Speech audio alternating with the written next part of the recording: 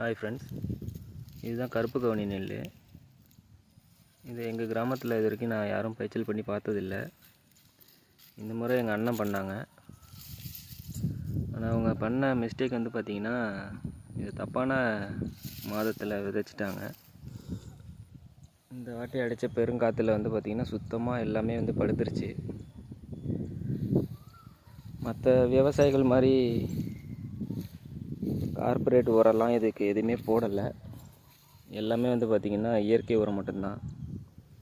ஆனால் விளைச்சல் பாருங்கள்,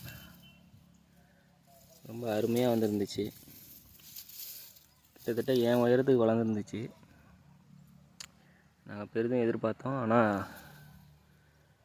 இப்படி ஆகும்ன்ட்டு எதிர்பார்க்கவே இல்லை. இப்போ இதில் நம்ம அறுவடை பண்ணோன்னா இதில் பாதிக்கு பாதி அப்படியே வேஸ்ட்டு தான். ஒரு விவசாயியோட சோகம் வந்து பார்த்திங்கன்னா ஒரு பிள்ளையை வந்து பெற்று எடுக்கிறதுக்கு சமமானது.